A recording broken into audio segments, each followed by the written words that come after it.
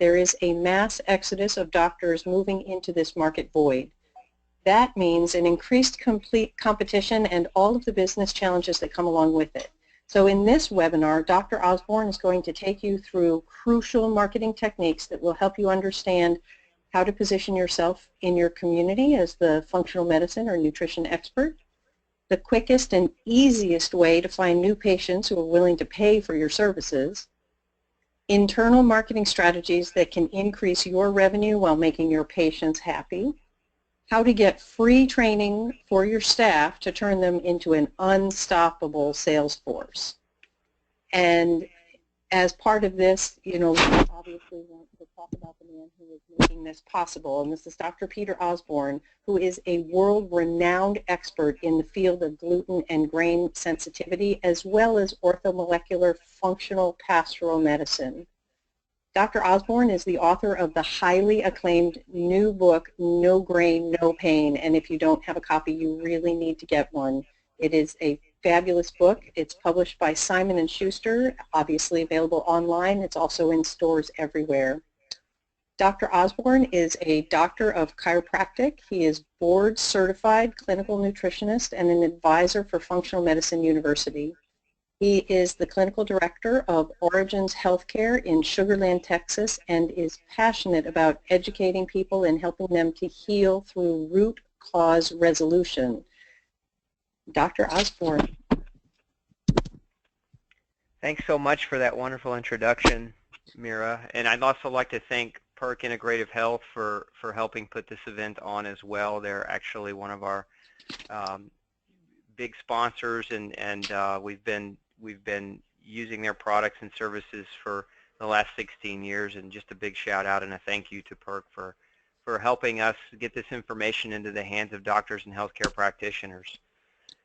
So let's talk a little bit about functional medicine and marketing and success. And before we kind of dive into the webinar, I want to show you just what a 10,000-foot overview of a successful practice looks like. And this is a mind map actually of my practice and what we do within the practice. And so I share this with you because if you don't have one of these, if you haven't kind of mapped this out for your own office and for your own marketing endeavors, it's really important that you think this through so that you know what all the moving pieces are and what needs your attention and what you need to be focused on and what is going to move the needle and make you the most successful in your practice. So we have an internet platform where we have our outreach and a lot of our internet marketing. We have a passive revenue component to our practice, which part of that is internet-based and part of that is recurring revenue based on patients.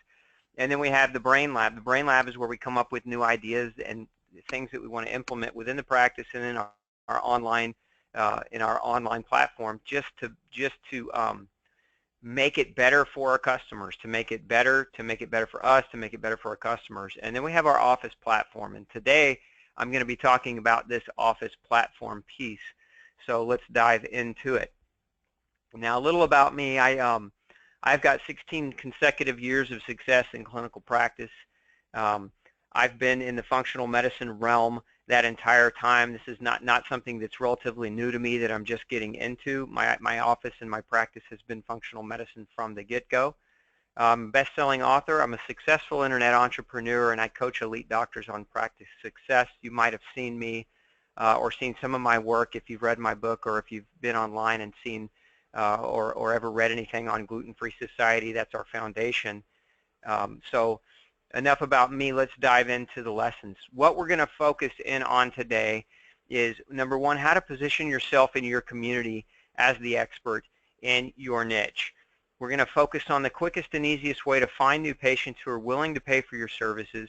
We're going to focus on internal marketing strategies that can increase your revenue while making you happy, making your patients happier, and how to get free training for your staff so that you can turn them into a sales force. So let's dive right in. Timing and circumstances. This is where we're at. We are at a place in our lives, we're at a place in time where we have a huge medical model, an allopathic model that is designed to treat chronic degenerative disease that has utterly failed. And I don't say that to be disgruntled. If any of you are listening that are medical doctors, this isn't a jab at any of you. I think we have the best acute care model in the world, but when it comes to chronic degenerative diseases, I think we could all agree that using medications without adapting or changing somebody's lifestyle and introducing them to health and wellness through nutrition, we're not going to be successful in that old model. And so what we're left with in this failed model is we're left with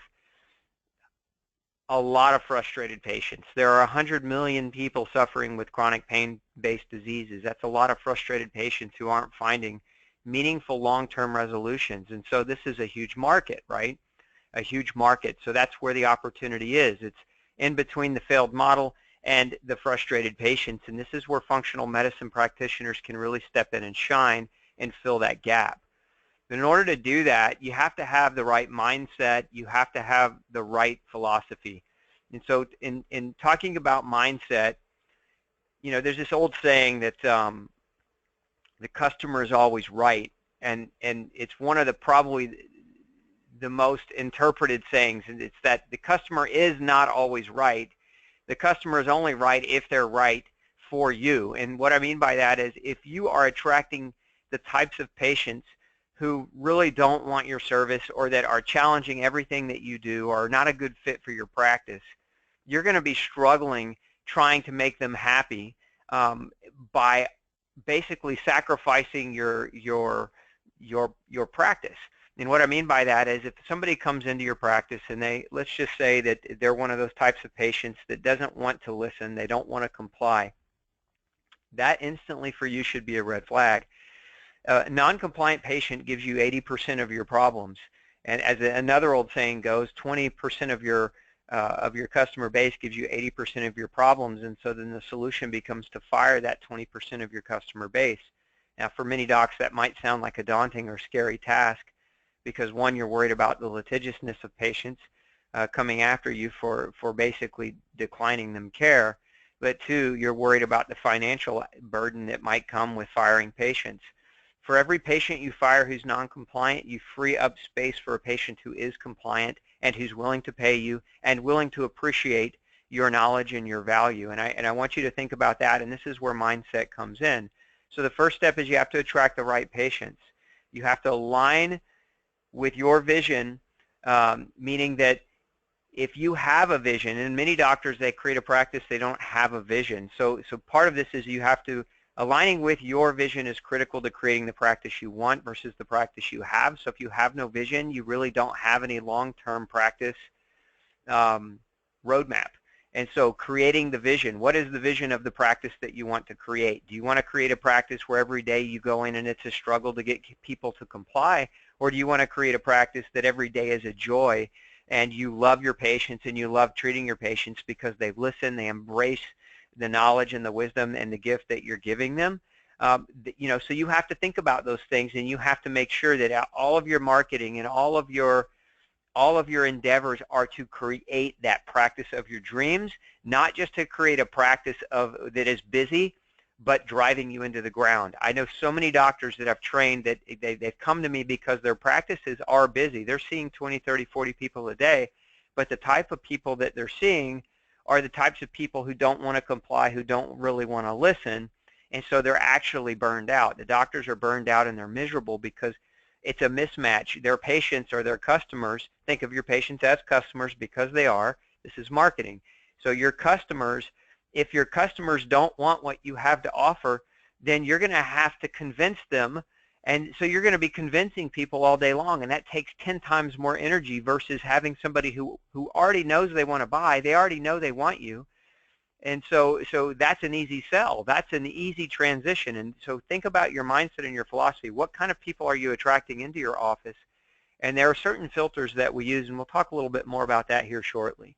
But when you have the right mindset on your patients, it sets the stage for self-fulfillment in your practice. Again, why are you practicing? Well, we're practicing because we love what we do. If you're in functional medicine, there's no doubt in my mind you love what you do because it's tough. It's tougher to practice functional medicine. You've got to spend the time in the books. You've got to spend the time with patients. You have to listen.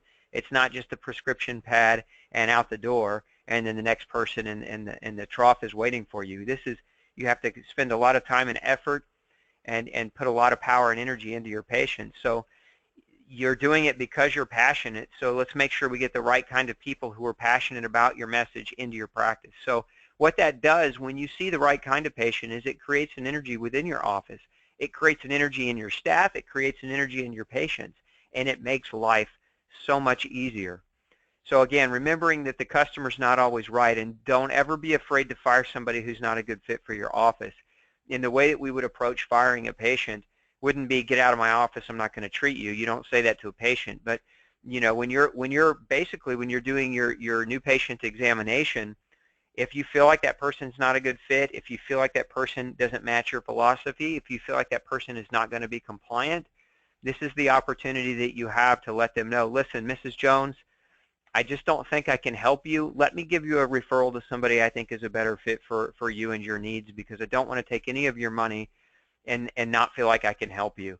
And that's the way that you would do it. Now, if it's an existing patient, there's another easy way to do that as well, is you introduce them to functional medicine, and if it's not matching what they really want to achieve or do with you, then you basically give them their notice. You say, look, I can no longer in good faith just continue writing you prescription medications without addressing your nutrition and lifestyle as well. And if that's not something you're comfortable with, let me give you a great referral to an internal medicine doctor or family practice doctor who's going to be able to meet those needs for you, so that we have continuity of care and you have continued care and there's no gap in your care. So again, don't be afraid to get rid of the people who aren't aligning with functional medicine, because remember, again, for every person you get rid of who's not aligning, you're making room for somebody who is. And the only way you're going to build a sustainable word-of-mouth functional medicine practice of your dreams is to bring in the right clientele, and that's where your mindset has to be top of mind. So the #1 business growth strategy that I can give you, and so you definitely write this down, you can only sell your functional medicine services to people who want them. This is very, very critical, because one of the biggest mistakes that I see doctors making is they try to convince people who don't want their service to buy their service. In essence, they have a maybe it's a patient who's a naysayer, or a patient who's a skeptic, or a patient who it's like, I don't know about this stuff. This stuff is not really what I want to do. So then you're in this position where you're hard selling somebody who doesn't even want the service that you're trying to offer. That's analogous to trying to sell a car to somebody who's not in the market to buying a car, right? It's like the car dealership guy knocking on your door and trying to sell you a car. You didn't go to the lot, they went to your house. You want people who are in your office wanting your service. And so again, this message really should resonate for many of you who may not have functional medicine practices yet, but are looking to build functional medicine practices, or transitioning an existing practice into a functional medicine practice. So you're not, part of this is you're not going to be able to sell every one of your existing patients because they didn't join your practice under this auspice of functional medicine. They joined it for whatever reason that they joined it. But if you're transitioning to functional medicine, you have to start filtering out your existing patients, those who will align with the message versus those who won't. And so remember, you can't waste your time and energy and effort trying to convince somebody who doesn't want your service to take your service, because it's an impossible endeavor. So the key here is, don't try to convince people who need your service but don't want your service. Take the people who want your service first, and prioritize and strategize how those people can find their way to your office. So want plus need equals the ideal patient, but want is where you have to start. There's a lot of people who need your service that don't want your service. Again, if you only approach the people that need you but don't want you, you're going to have an uphill battle, and you're going to burn out in the first year of practice trying to make the transition, and you're going to fail. So the key is getting people who want your service, not those who necessarily need it, and the ideal is getting those who want and need your service. Let's talk about some strategies for building a 7-figure practice. So this is just a flow chart or a diagram of what you want to understand as we're going to talk about in this webinar. So the first you can see is identifying a niche, and then we have to create marketing systems around that niche. And in this case, these are what we're talking about today is offline marketing systems, not online. There's a whole nother realm of online marketing systems, but we don't have time to get into that today. And so the categorical strategies under offline marketing are staff education, protocols, patient education, and community meetings. So those are the big if you think about what we're going to go through in this afternoon, those are the things that we're going through, so you can refer back to this diagram visually. So step one is identifying a niche. So if we're going to create a name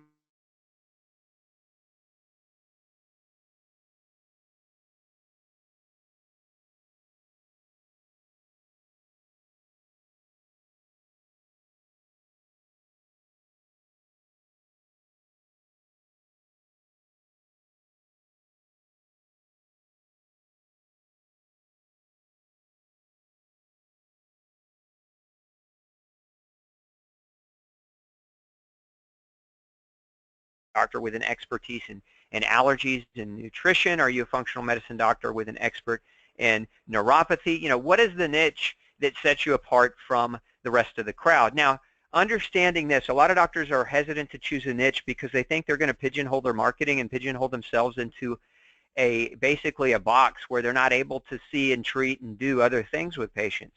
And that's just not true at all. It's just that you want to have something that sets you so far above the rest of the crowd that it gives you notoriety and expertise. And that's what's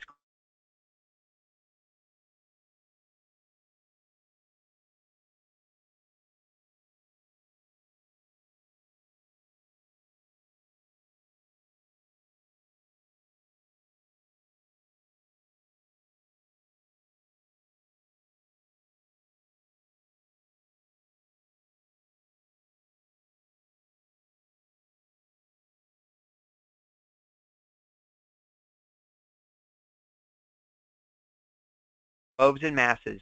But if you just call yourself a functional medicine doctor, you need to understand this very well. Functional medicine serves less than 1% of the population.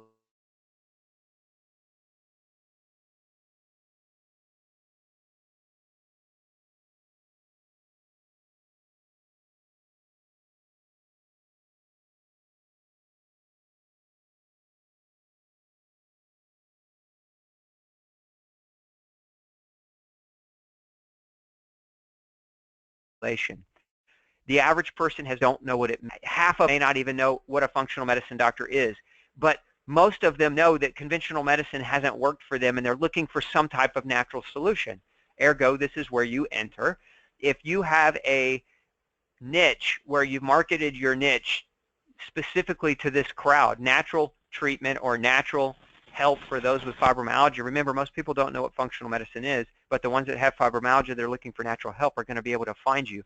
And so that's where you're going to really serve yourself to build your practice quicker, by picking a deep market that sets you apart from the crowd. So don't forget that that's step one, is you've got to find out what you're passionate about, and you've got to put that down, and you've got to use that as a marketing strategy. So one of the things that you want to come up with, if you don't already have, is a mission statement. What is your mission in your functional medicine practice? So if you're really going to try to evolve a niche and create something, you want to have a mission statement so the rest of the world who's finding you can resonate with that statement. When people resonate with your mission statement, they become less like a patient and more like a tribe member. So they become very, very loyal to you. They become very loyal to your practice, and they want to refer people to you because they know your mission statement and they're on board with that. So I say this, do not underestimate the power of having a mission statement so that you can basically bring others on board who resonate with that statement. So your statement should be clear, your staff should know what it is, and they should be on board with it, and they should be able to talk about it. And your patients, remember, they're going to align with your big why. So what happens is, again, instead of just being patients who come and pay you for a service, they actually become tribe members. So they become part of your community, and so they're more, basically, they're more fans. They're more tribe-like, and again, that's where the referrals really, really start to rack in and add up. So here's an example of the mission statement that we have on our website. This is for Gluten-Free Society. So just in sharing this with you, it's just what our mission is. It's our clear and very, very concise mission statement, and it also has the origin of our dedication to the gluten-free community. So mission statements always do well when there's a story behind the statement. What is it that got you into wanting to be the expert in fibromyalgia or rheumatoid arthritis or whatever it is, right? And so having a story behind your mission statement is very, very helpful and bringing people on board with your mission. So again, create a mission statement and create the story behind that statement, because that's a big part of your marketing niche effort. And when you have that really, really dialed in, you're going to do really, really well at attracting the right kinds of people, and then they become your sales force. Your patients actually become your sales force for you. Staff education. We want an educated team, because an educated staff equals educated patients equals more sales, right? And so, think about this from a financial perspective. The more passive revenue you build through income, through supplements and other items in your office that you do sell your patients, obviously the more beneficial that is, the easier it is for you to keep your doors open. As long as your doors are open, you're able to help people, right? So if your staff is educated and they can educate your patients, then there's help for your patients. There's education for your patients. There's more sales for you. It's a win-win-win. Everybody wins in this scenario. A properly trained staff will increase your annual revenue by at least 33%. And we have done the numbers on this with many, many different clinics. In essence, if you have a team that is trained to answer frequently asked questions that your patients have, then you will increase your revenue by 33%. And that is a huge, huge jump. That's a very huge jump, especially if you've hit a plateau. If you've hit a plateau in your office where you do pretty well and you're making a pretty good income, but there's a plateauing sticking point where you're no longer seeing your sales go up, month to month and year to year, this is one of the best things that you can turn your attention to. So tap into the power of your representatives, your reps, your PERC representative. Again, PERC is so kindly sponsoring this event with us, and call them up, ask them to come out and help you teach your staff. One of the things that a lot of doctors don't have time to do is spend a ton of that time educating their staff because they're busy seeing patients. So ask your representatives, call on your reps to come out to your practice, and the products that you're using that representative brings to you, or that you're using from that company, ask your reps to teach your staff more about those products.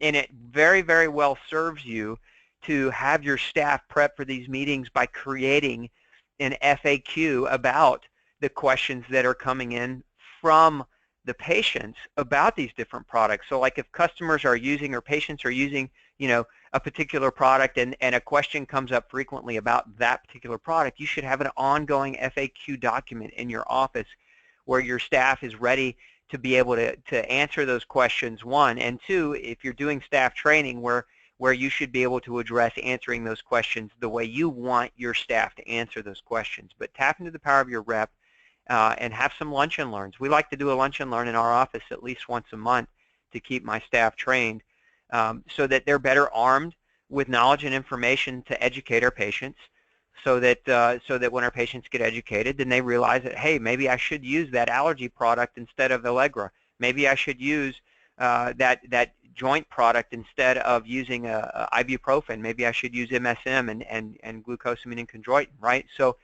your staff is an extension of your brain, and you want to think of them that way. And sometimes patients will ask questions to your staff that they don't ask you because there wasn't enough time in the appointment, or they just forgot, and so they'll ask on the way out. And if your staff knows the answer, again, you're going to have a greater degree of sales coming through your office. One of the things you can also do is leverage your time. You can educate your staff and leverage your time by creating video shorts to educate your staff. So if you, as an example, if you go to youtube.com/glutenology, that's my YouTube channel, and you'll see over 150 videos there. Many of them are video shorts, and we use those videos to educate our staff as well as our patients.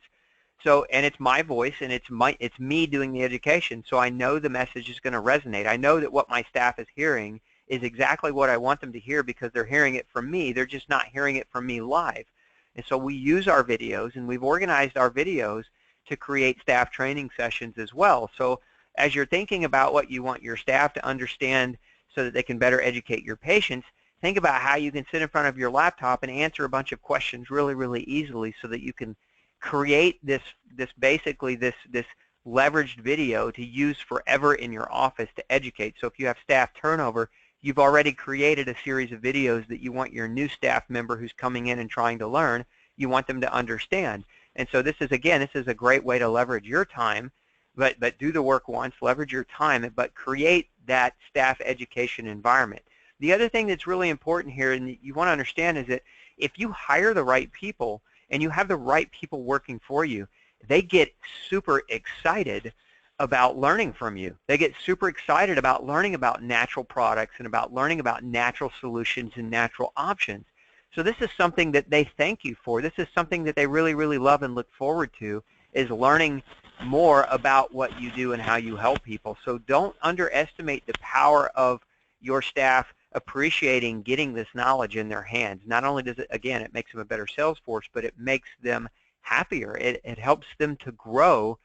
And when they're growing in your office, they're happy in your office, and your employee turnover is going to be a lot less likely to be high. We don't like employee turnover. Why? Because for every time we lose an employee, it costs us thousands of dollars and hours of training time to retrain a new one. So the more you can keep your employees happy, and part of that is through educating them and getting them on board with your mission, the better off everybody's going to be. So don't underemphasize that staff education. Let's talk a little bit about patient compliance, because this is another very, very big piece of your internal marketing. A lot of docs don't think of this as marketing, but this is actually the most effective way to market your practice and increase your revenue this year, is patient compliance. There's this old saying. There's a lot of old sayings, and I'm talking about a lot.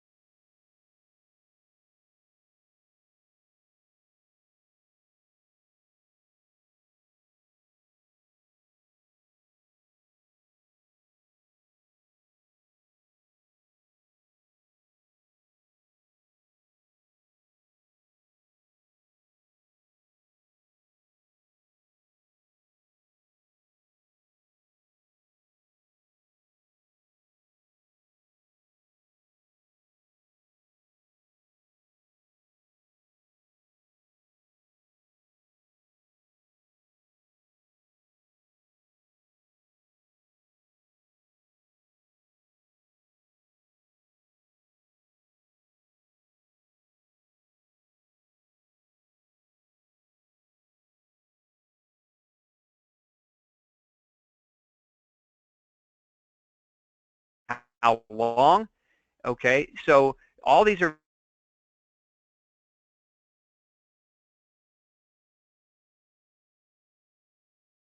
very, very important components. We also want to guarantee the future with your patients, so don't even attempt to do that. Like, don't guarantee results. That's illegal and unethical.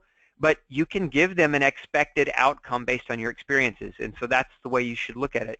So for example, if you put somebody on a gut protocol and you're treating them for yeast, and you're expecting they're going to have a detox or a Herxheimer reaction, then you should let them know that. And that should be written down somewhere for them, so that if that does happen, they don't quit your protocol and give up on it because they felt bad when they did it. In essence, patients should know what the expectation is, whether it's good or bad, and you should be the one that's telling them that before they even start the protocol.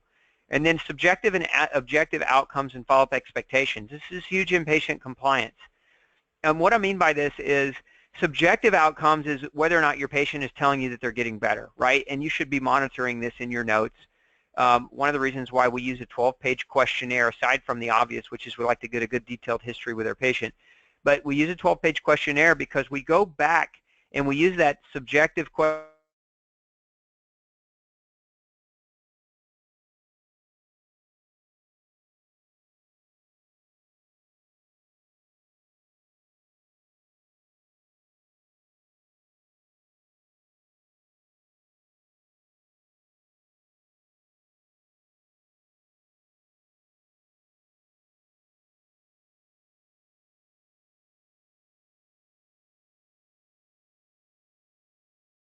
better, right? So if you have that conversation with them, you're going to remind them of where they were, and they're going to be even more appreciative of the outcome that they've achieved, but also objective outcomes. So let's say that you're treating a yeast overgrowth or some kind of infection. A lot of doctors, in my experience, before I train them, a lot of them just treat somebody for an infection, and when if the patient feels better because of the treatment protocol, they assume the infection is gone, but they don't objectify whether or not it's gone. And in my opinion, that's a huge mistake.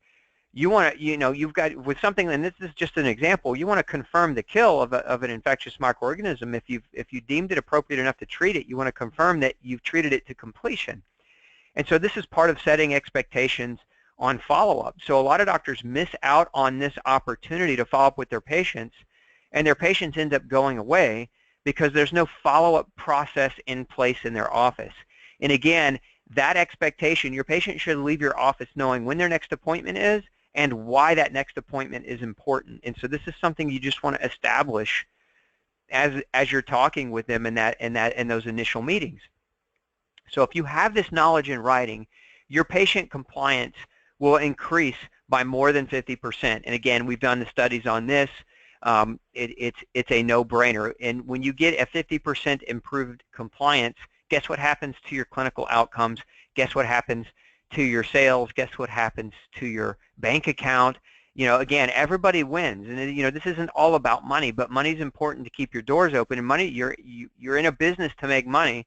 And so if you can increase your compliance with your patients, increase their outcomes, you're going to make more money, right? So at the end of the day, even though it's not just about money, if you use these compliance pieces, you're going to do so much more financially in your office than what you're currently doing. So creating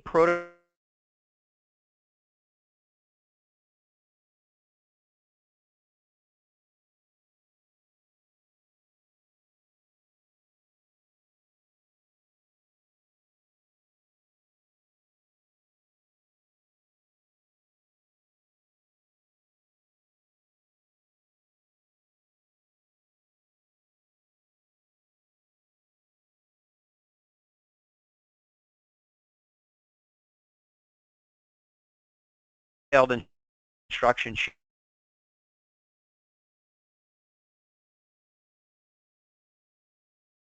That's what a protocol sheet is. And I'm going to find some protocol sheets, so I want to be clear on this too. You have a specific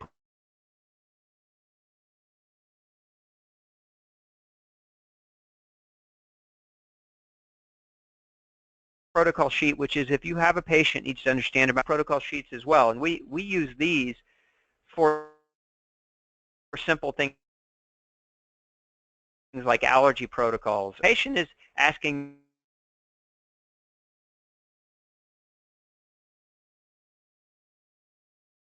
to recommend for a new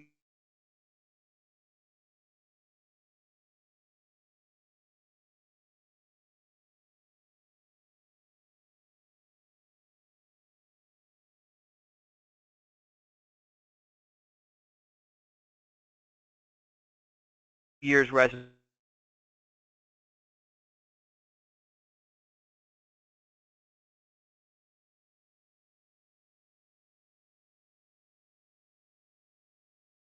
So 5 or 6 different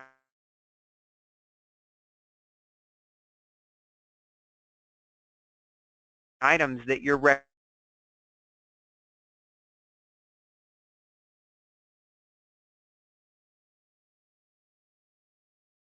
non-generalized buying over the bank account.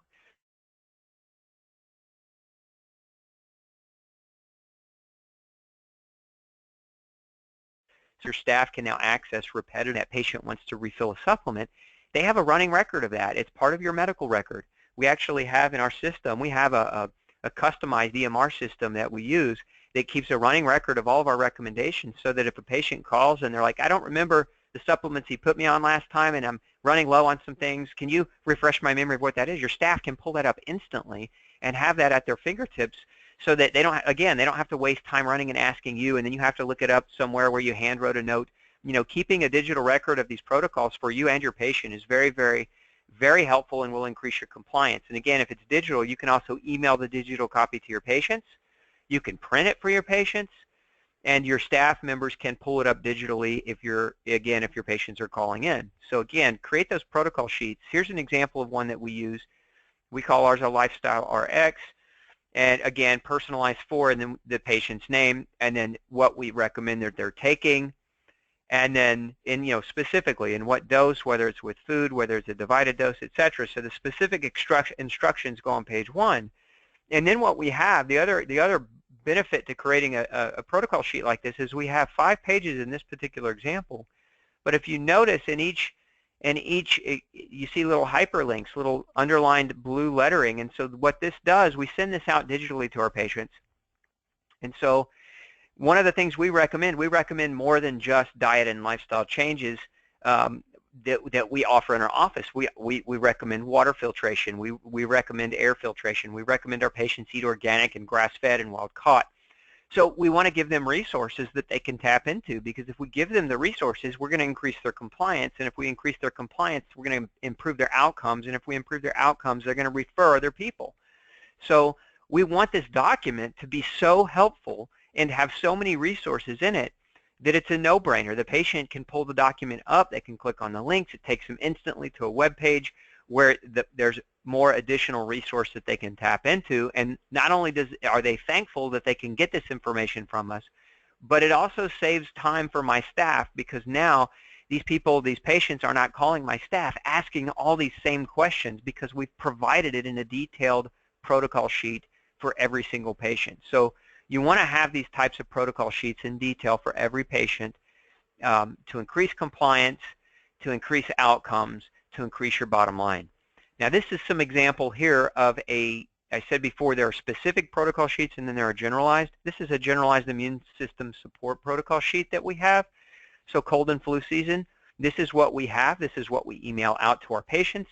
This is what we have printed out in the office. So if patients are asking about their cousin or their aunt who's got a cold or flu, we can pull this right out. And a lot of times what's going to happen when we pull it out, they say, okay, give me all 3 of those supplements. I'm going to go ahead and buy that for my cousin or for my relative or for my neighbor, whoever it is, right? So again, the more information you can provide that's timely to your patients in a manner that's consistent with helping them, the more you're going to sell, and the better they're going to be thankful that they have you as a resource. So patient education.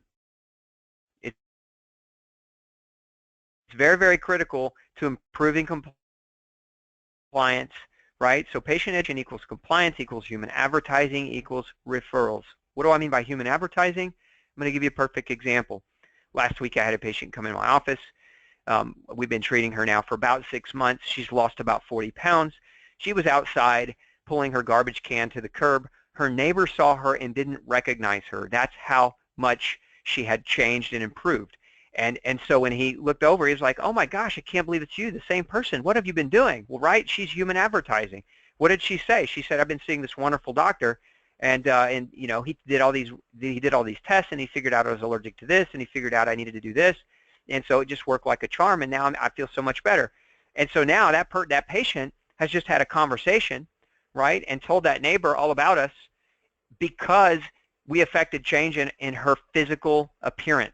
So it goes even beyond a conversation. In essence, the conversation was sparked by the change in physical appearance, and that's what human advertising is. When you change the lives of your patients to such a great degree that those around them can see the health emanating from them, that's the best referral, and that's the best advertising you could ever hope to ask for. So the more you can build up a database of handouts, emails, documents, videos, and audio files that educate your patients to increase their compliance, to improve their outcomes, the more human advertising army you're going to build over time, right? So think about that. If you've got 100 people out there who are human walking billboards for your care, what is the tentacle reach? What is the spiderweb reach of that army of patients who are just out there sparking conversations for you on a daily basis? So remember, a patient referral is the best referral you can get. It's a better lead than somebody who read your article or read your ads, because the patient is going to tell that person they're talking about you to, they're going to tell that person how much you cost. They're going to tell that person what the expectation is. They're going to tell that person about how wonderful you are. And so that person is going to come in, and if you are expensive, and you should be, functional medicine doctors shouldn't be cheap, what's going to happen is they're going that conversation goes like this: yeah, you should go see my doctor. He's really expensive, But I can tell you this, I spent far more money on emergency room visits. He's actually really cheap. He's expensive at first, but in the long run, he's really cheap. That's the way that conversation goes. So that person that got referred, they already have an understanding that they're going to be coming out of pocket, that they're going to be paying more than what a copay is going to cost them. And so that's the best kind of referral you can get, is somebody who already has a clear expectation about what your office is about, and they're willing to come in and see you. Remember, I said before, you want to attract people who want your services, not necessarily people who need your services, but people who want your services. So if those people know you're expensive and they still want your services, that's the ideal client, because those are the ones that are going to give you the least amount of trouble, that they're going to comply and they're going to get better, and then they're going to refer someone else. These are educational handouts that we also give, and I recommend, if you don't have things like this in your office, pay a graphic designer. Easy thing to do is go to Fiverr.com, Fiverr.com, and hire a graphic designer to create some sheets like these for your office and customize them for your office. It's really inexpensive to do, and it doesn't require you pounding away on a computer trying to figure out how to work Adobe Illustrator. Hire this thing out. It's really, really inexpensive. But these are just examples that we use in our office.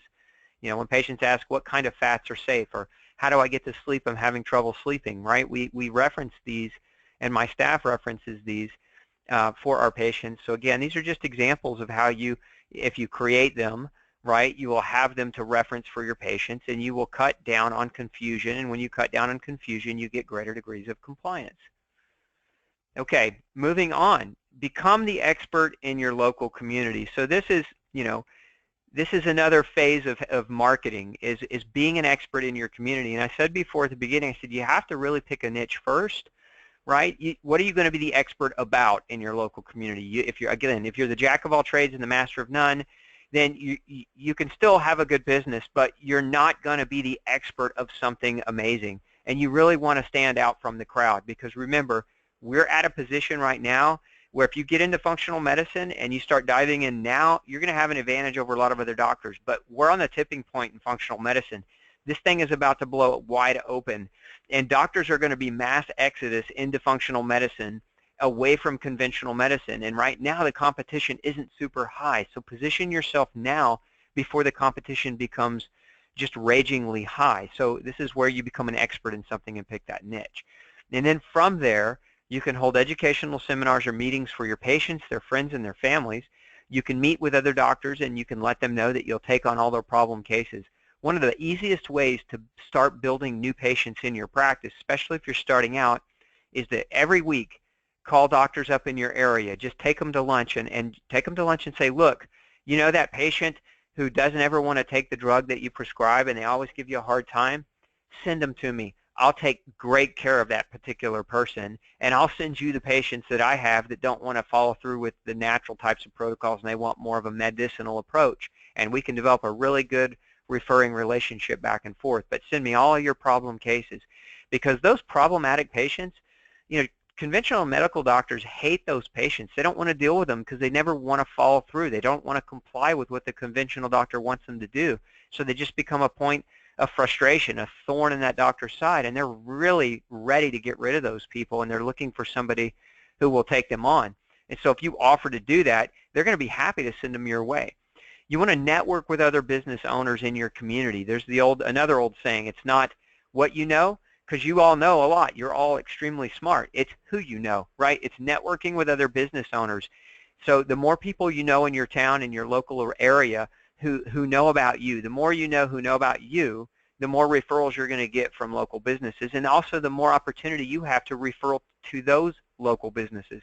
One of the ways you can network with business owners, there's a networking group called BNI, and if you're just starting out, this is a good networking group to join. Business Network International is what it's called, and they only allow one person from each type of profession. So you're not in there competing with a bunch of natural docs. You're the only natural doc in the group. And so there could be an attorney and a plumber and an accountant. There could be all kinds of different professional services in this networking group, but you all network together and you all refer business to each other. It's a great way, if you're just starting and you're looking for those first new patients, it's a great way to really start building your reputation in your local community and getting your name out there. The other thing you can do, and this is a very highly underutilized resource, I remember when I first opened my practice, one of the first things I did is I called several newspapers and several of the local community magazines, and I offered to write for free. I offered to write free column for them about health and wellness. And I got taken up on that deal by several of them. And it was, for me, it was they needed somebody to write content, and I was willing to do that, and they were willing to publish it. So it was a win-win situation. And a lot of times you'll find that these local media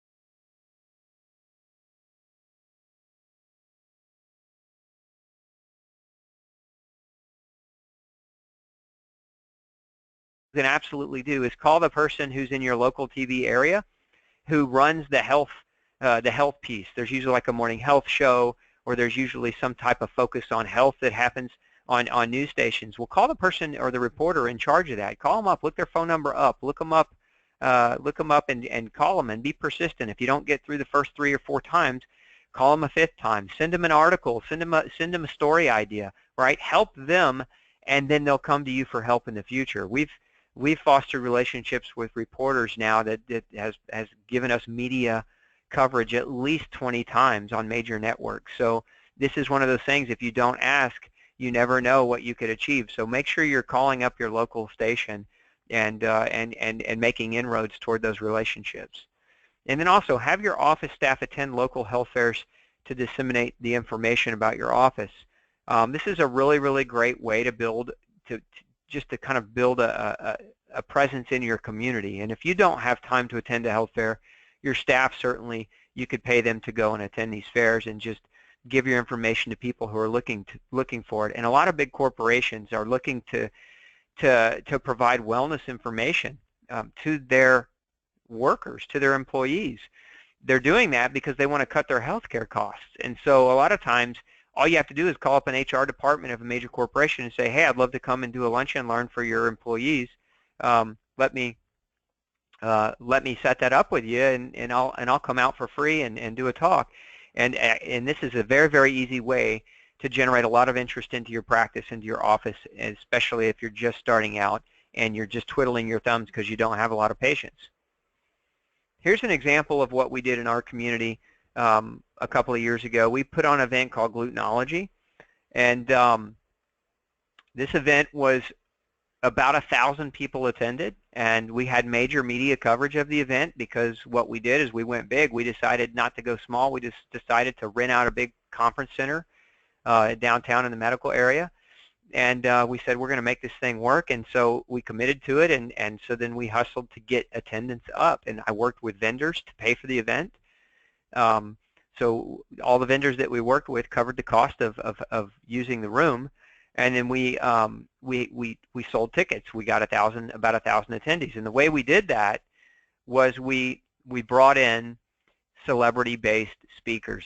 One of the people we brought in was Mrs. United States. Now, she actually, in this case, she has celiac disease, so her platform was gluten-free. So it was a beautiful fit for us.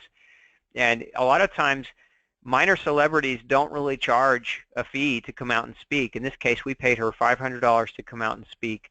She flew out from Florida to come speak at our event, and she probably sold more tickets for us than any other thing that we did at this event. But we also had the University of Maryland, when Dr. Fasano was at the University of Maryland, we had them sponsor the event, and we had them as a guest speaker.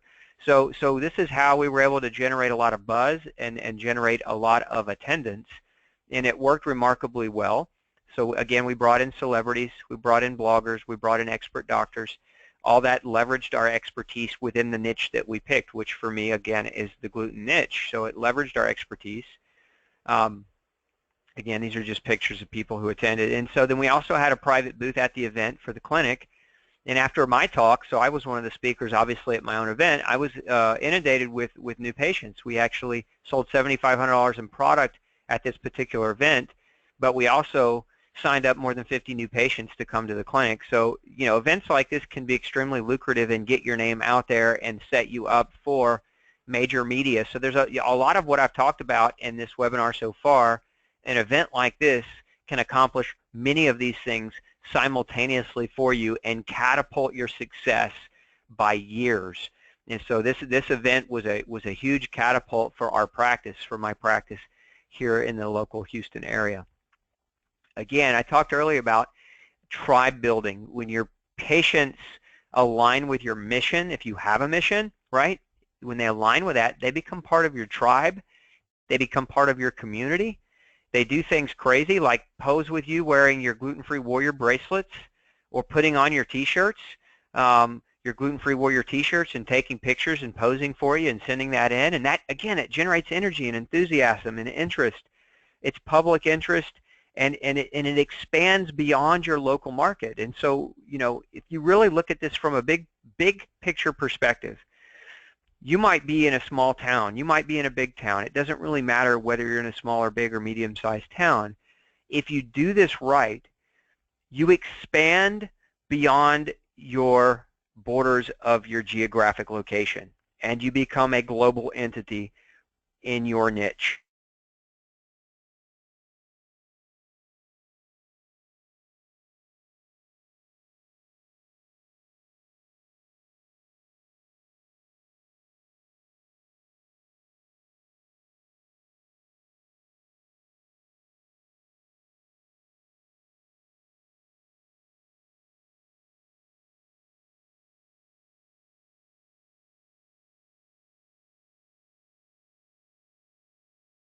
In South Africa,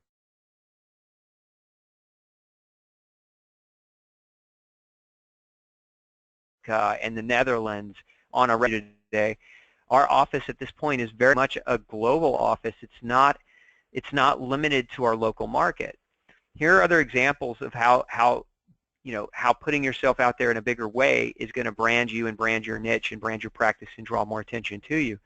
So if you look here, part of the follow-up to that big event was actually writing a book, right? So if you haven't read No Grain, No Pain, this is what it looks like. But you can see in our community, we've got people like Dave Asprey of Bulletproof talking about our book. We've got great docs like Matthew Loop, who teaches chiropractors marketing. He's actually going to be at the Functional Medicine Success Summit next month as a speaker. You've got him, and he's part of our tribe.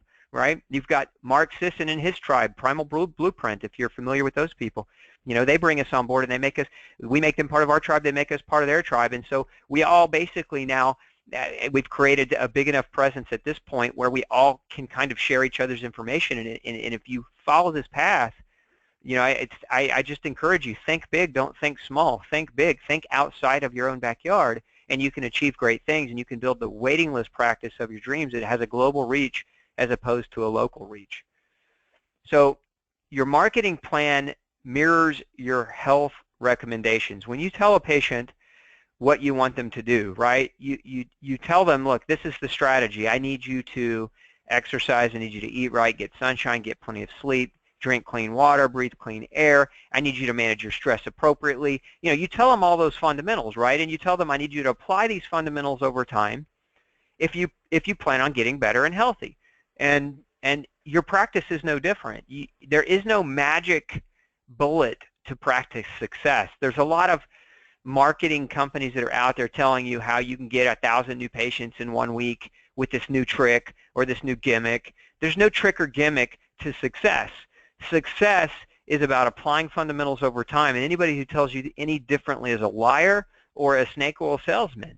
So it's the same thing with your patients. You don't promise them they're going to be better after being sick for 30 years. You don't promise them health next week. That's a gimmick. That's a lie, right? It's no different in your marketing. You have to apply these types of fundamentals over time. You have to be tenacious. You have to dig. You have to stay focused, and you can't get distracted.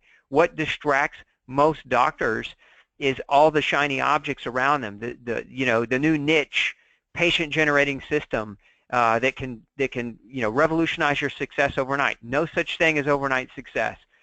Consistency over time is what equals results. Don't let anyone tell you any differently. It's no different than what you tell your patients, so follow your own advice. if you look at this diagram, this is kind of what I'm talking about to a certain extent. If you stay focused on what I like to call your 5%, these are your gifts, focusing on your gifts. As a doctor or a nutritionist or healthcare practitioner, your gifts are seeing the patients, developing the protocols, working on your business or marketing your practice, and staying relevant, meaning staying up to date, staying educated on the science. You know, once you get out of practice, you somewhat lose your relevance relatively quickly because you're no longer seeing patients. So staying relevant and staying up to date and up to speed is very, very important. Those are your gifts. Those are the things that you focus on doing. Don't let the other things distract you. For example, when I first started in practice, I didn't have anybody guiding me, and I wasted a lot of time being my own IT guy, being my own maid. You know, I would empty my own garbage. I would fix the printer if the printer broke. I would try to, and it, you know, I don't know anything about fixing printers, so it'd take me 5 hours to fix a printer that would take an expert, you know, 10 minutes to fix. So all those things are distractions. Mowing your own yard is a distraction because you can hire somebody for, you know, for 20 bucks to mow your yard, which would have taken you maybe an hour or 2 hours, and you can spend that hour or 2 hours doing the 5% of things that are going to move the needle in your practice. So staying focused on your 5% consistently over time is what yields really, really the fastest results and the best results. And don't get stuck in the rabbit hole. And the rabbit hole, so you're going to have office distractions, which are, you know, different things in your office pulling you away from the 5% of the things that you should be focused on. But then you're going to have these rabbit hole kinds of things. And these are like the too good to be true stories. Like when you open up a marketing magazine and you see this new system about a trick marketing niche that generates 100 new patients in 1 week. You know, those kinds of things usually aren't very realistic, and the advertising methodology is usually it's like some freak of nature who pulled this off, and they used that guy as the example of the common person who runs their system. You know, these types of things are rabbit hole. They're shiny objects. They're things that distract you from being consistent over time. So remember that success isn't created overnight. It's created with consistent work and actionable plans that leads to a predictable outcome. Just like it does in your patients, it does in your office. The last part of this is below your pay grade. So avoid doing things that are below your pay grade. Look, as a doctor, it's my honest opinion, you should make anywhere between $500 to $1,000 an hour. If you're making less than that, then you're below your pay grade. And so that's what I was talking about before. Mowing your own yard, cleaning your own office, vacuuming the floor, those are things that are below your pay grade. That's not as an insult to say that people who do mow yards aren't good people and aren't important. It's just simply to say, look, you need to be focusing your time where it matters. If you focus your time where it matters, then that hour, that $500 hour, right, if it takes you an hour to mow your yard and it only costs you $20 to pay somebody to mow your yard, and you could have spent that hour making $500, which would you rather do, right? And that's the way you have to look at your time.